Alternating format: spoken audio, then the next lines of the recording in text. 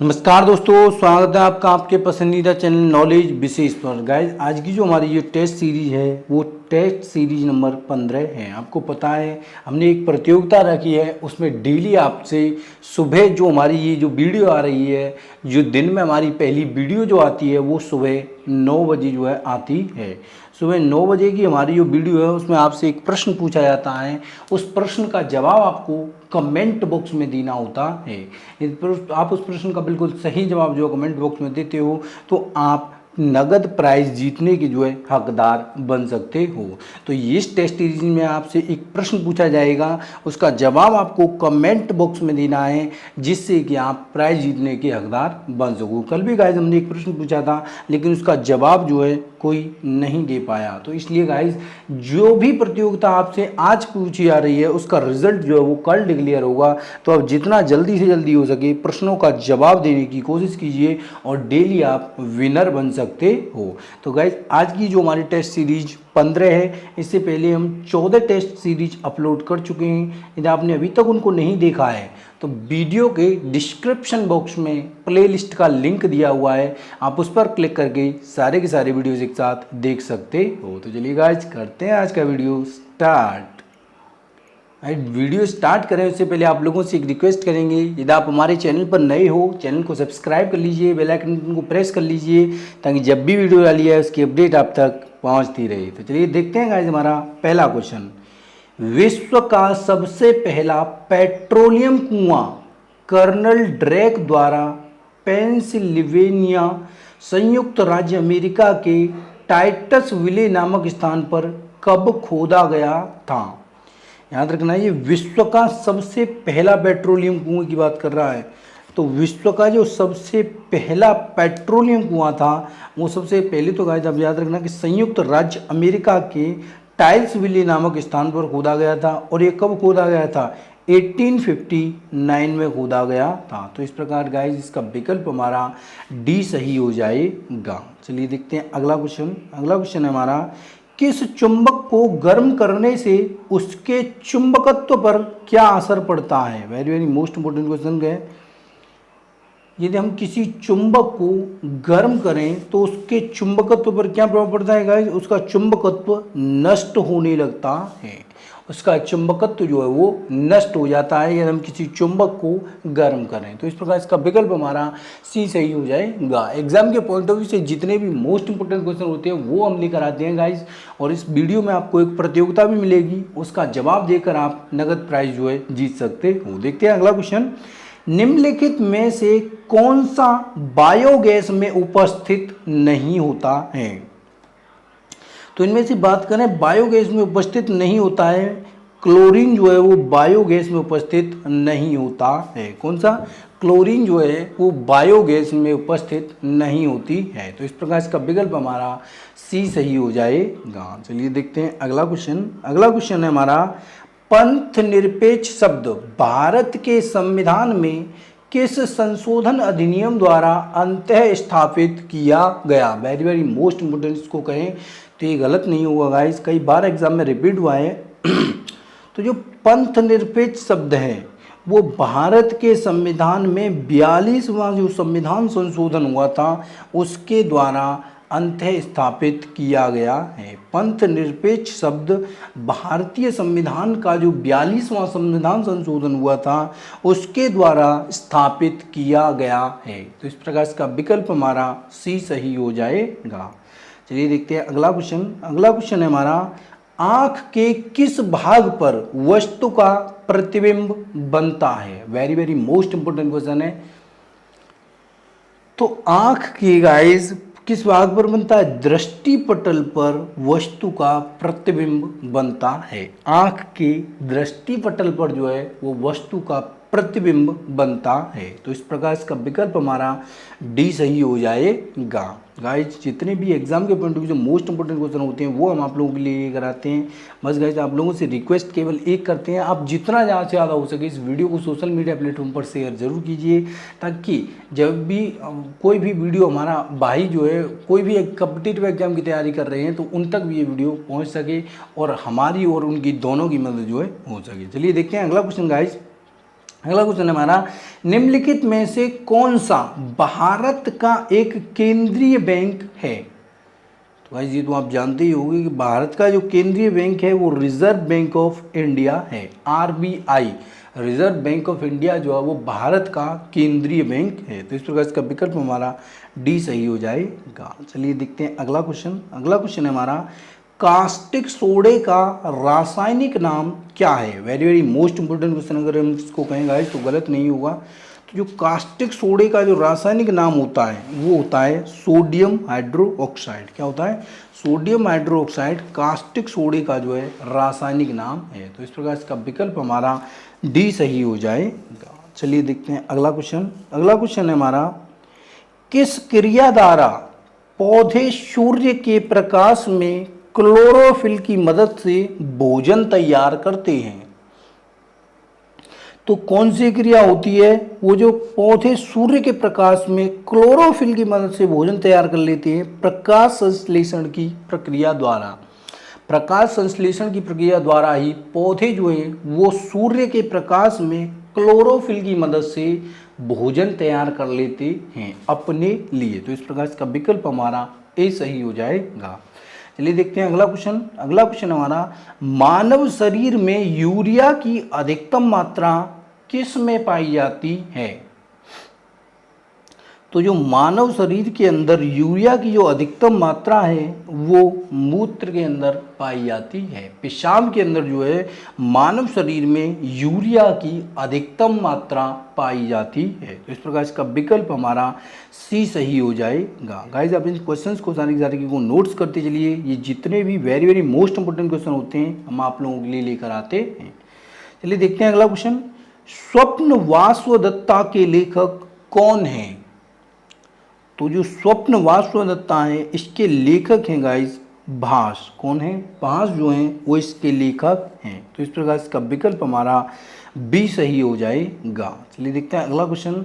राजा खारवेल का नाम किस लेख के साथ जुड़ा हुआ है?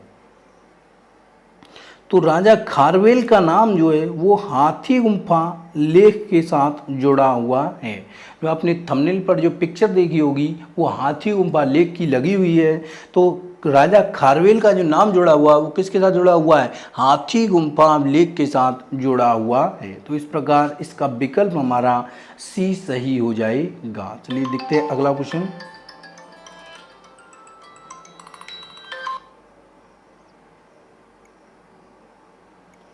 एक मिनट, वो डर तो यही होगा ये नहीं।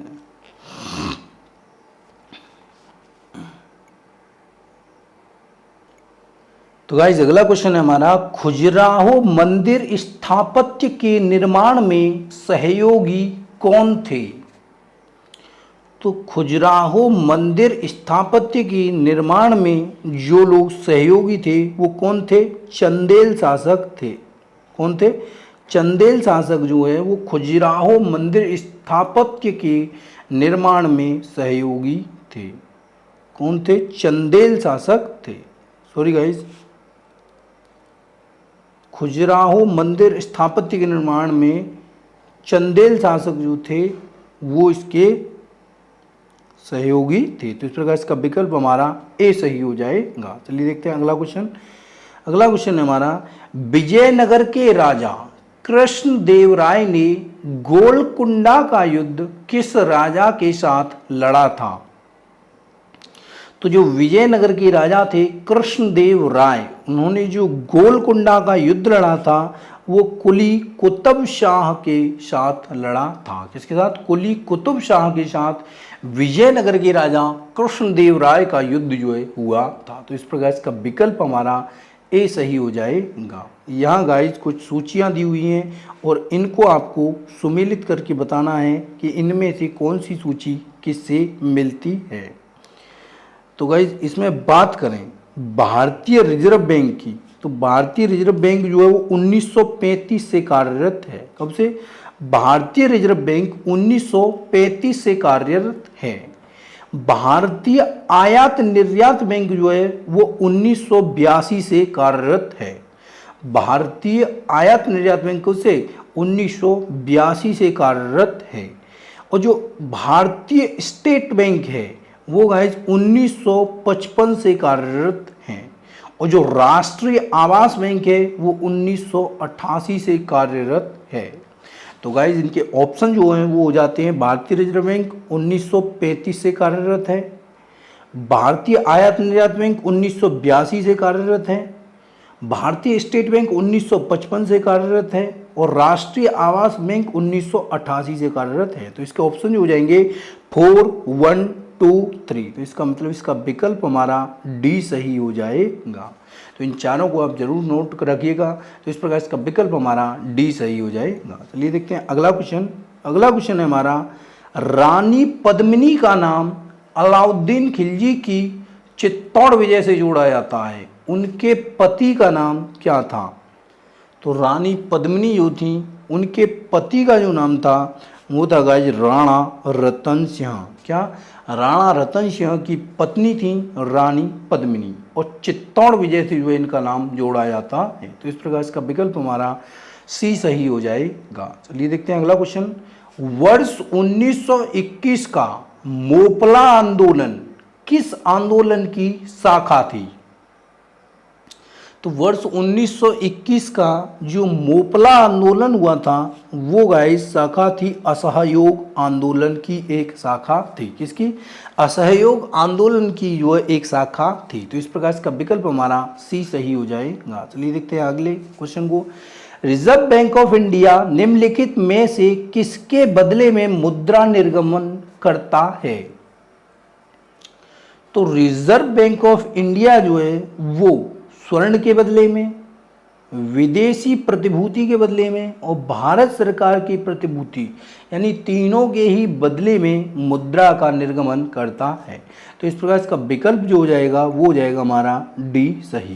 कोई व्यक्ति यदि विदेश से आता है या कोई व्यक्ति यदि विदेश में सर्विस कर रहा है तो उसके पैसे जो ट्रांसफ़र होकर आते हैं वो गाइस आरबीआई के थ्रू ही होकर आते हैं। आपने देखा होगा कि लोग यूट्यूब से पैसा कमा रहे हैं तो वो जो पैसा ट्रांसफ़र होकर आता है वो डॉलर में ना आकर INR रूप में आता है, इंडियन करेंसी के रूप में आता है। तो वो जो है परिवर्तन करने का कार्य आरबीआई का होता है। तो इस प्रकार इसका विकल्प हमारा डी सही हो जाएगा। चलिए देखते हैं अगला क्वेश्चन। गाइस हमारी एक प्रतियोगिता चल रही है, इस प्रतियोगिता में पार्टिसिपेट करने के लिए आपको कुछ नहीं करना होगा, आपको जितना ज़्यादा से ज़्यादा हो सके हमारे वीडियो को सोशल मीडिया प्लेटफॉर्म पर शेयर करना होगा। आप जिस भी एजुकेशन ग्रुप से जुड़े हो, आप व्हाट्सएप से जुड़े हो, टेलीग्राम से जुड़े हो, फेसबुक से जुड़े हो या किसी अन्य एजुकेशन चैनल से जुड़े हुए हो, तो गाइज आप पर उस वीडियो को आप वहाँ शेयर करना होगा ताकि हमारा वीडियो दूसरे भाइयों तक पहुँच सके। और आपको ये जो सवाल पूछा जा रहा है, चाइनामैन शब्द का प्रयोग किस खेल में किया जाता है, इसका जवाब जो हमें कमेंट बॉक्स के अंदर देना है। और अगले दिन हम इसका जो है रिजल्ट निकालेंगे और जो भी विनर होगा उसको 50 रुपये कैश जो है दिया जाएगा। तो गाइज देखते हैं आज का क्या है सवाल। आज का सवाल है हमारा, चाइनामैन शब्द का प्रयोग किस खेल में किया जाता है? तो यहाँ 4 ऑप्शन दिए हुए हैं, फुटबॉल, क्रिकेट, वॉलीबॉल और हॉकी। इनमें से चारों में से एक जो है हमारा सही है। तो इसका जवाब आपको कमेंट बॉक्स में कमेंट करके बताना है। यदि गाइज आपने अभी तक वीडियो को शेयर नहीं किया है तो प्लीज़ गाइज आप वीडियो को शेयर जरूर कीजिएगा। इससे होगा क्या कि आपकी जो है जीतने की संभावना अधिक से अधिक हो जाएगी। तो वीडियो को जितना ज़्यादा से ज़्यादा हो सके सोशल मीडिया प्लेटफॉर्म पर शेयर करिए और इस सवाल का जवाब जो हमें कमेंट करके भेजिए ताकि आप नगद प्राइज जीतने के हकदार बन सको। चलिए देखते हैं अगला क्वेश्चन।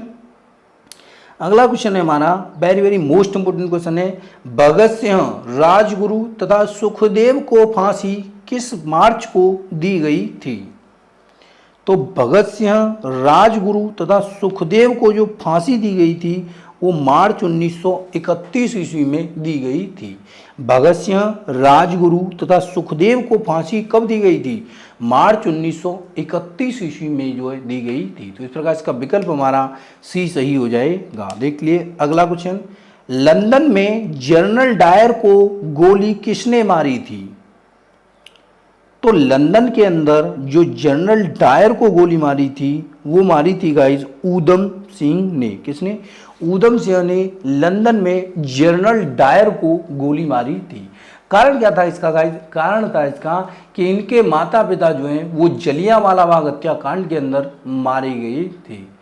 तो वहाँ से इनको जो है एक सबक मिला, तो इसलिए ये जो जनरल डायर को मारने के लिए बिल्कुल लंदन में चले गए और वहाँ जाकर इन्होंने जनरल डायर को मारा था, क्योंकि जनरल डायर ने ही सॉरी गाइस, जनरल डायर ने ही जलियांवाला बाग हत्याकांड को अंजाम दिया था। तो इस प्रकार इसका विकल्प हमारा सी सही हो जाएगा। चलिए देखते हैं अगला क्वेश्चन। अगला क्वेश्चन है हमारा, केंद्रीय प्रदूषण नियंत्रण बोर्ड किस मंत्रालय के अंतर्गत आता है? तो केंद्रीय प्रदूषण नियंत्रण बोर्ड जो है उसकी बात करें गाइस तो वो वन एवं पर्यावरण मंत्रालय के अंतर्गत आता है। किसके?